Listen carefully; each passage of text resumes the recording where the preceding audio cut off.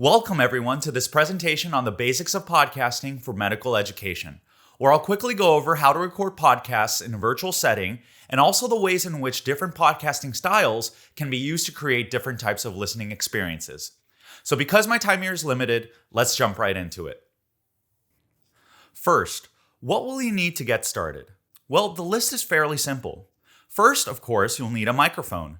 There are many different types and brands out there, but one feature you want to ensure your microphone has is a cardioid polar pattern, so that the mic locks in on your voice and nothing else in your recording environment. Second, a recording device to capture all audio.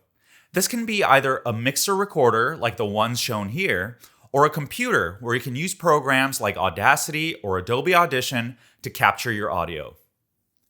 Next, a video chat or video conference program like Zoom, FaceTime, or Google Hangouts. This will serve as the virtual equivalent of a podcast studio, where you'll use either your mixer or computer to capture all audio passing through this virtual room. Alternatively, if all participants are comfortable doing so, you can use video chat as merely a gathering space to easily chat with one another, while each participant records their own audio separately and shares it with the editor afterwards. Again, this is only advised if all participants of the recording are technologically comfortable and savvy. Finally, a pair of headphones or even earphones. Perhaps this one goes without saying, but you'll need headphones to not only hear the other participants, but also to make sure that your microphone isn't capturing any audio coming through your computer, if that is your preferred recording device. When you record, you'll also want to be mindful of your recording space, as your microphones can be quite sensitive and pick up things in your environment that you did not even know were there. To minimize this, I highly recommend also including some kind of microphone isolation shield into your collection, just like the one shown here, or at the very least, soundproofing your environment to dampen all the room noise and echo that can occur. There are also many DIY alternatives available. For the first few episodes of my podcast EdTech Café, I put my microphone inside a cardboard box, added some pillows, and called it a day. So there are many creative ways around this problem. In terms of recording equipment, this is really all you'll need to get started, though you can certainly expand your collection to include things like a soundboard for broadcasting things like music tracks or sound effects in real time. It's going to take a whole nother video to go over how to stitch and edit these podcasts using audio editing tools like Adobe Audition, GarageBand, Logic Pro, or Audacity, so I'll hold off on talking about all that in this video. That being said, a lot of podcasters don't even tackle the post-production themselves. They opt to pass it along to an audio editor who works to bring all those different audio tracks together into a single episode. Now, let's talk about the different styles and formats that podcasters use to create their content. I've broken them down into 3 categories: interview-based, story-based, and host-based.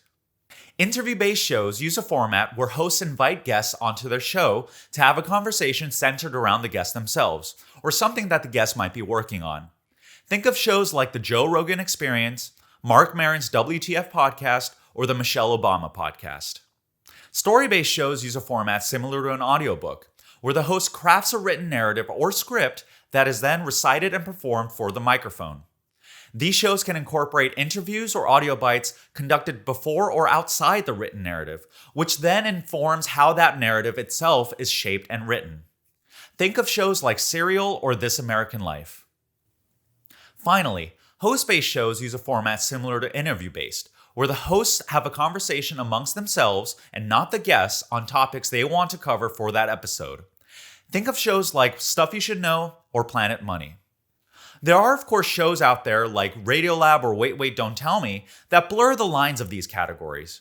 And even for my podcast, EdTech Café, we combine interview and host-based formats to broaden the scope of what we can cover in a single episode. We discuss the latest news and updates in medical education amongst ourselves before bringing on invited guests to share their stories on their paths to medical education. So I certainly encourage you to explore, innovate, and discover new formats that will best fit your learning objectives. That's about as much as I can cover in 5 minutes, so I invite each and every one of you to reach out if you have any questions or concerns, or if you'd like me to follow up on any of the topics we covered today in greater detail. Thank you for tuning in, and happy podcasting.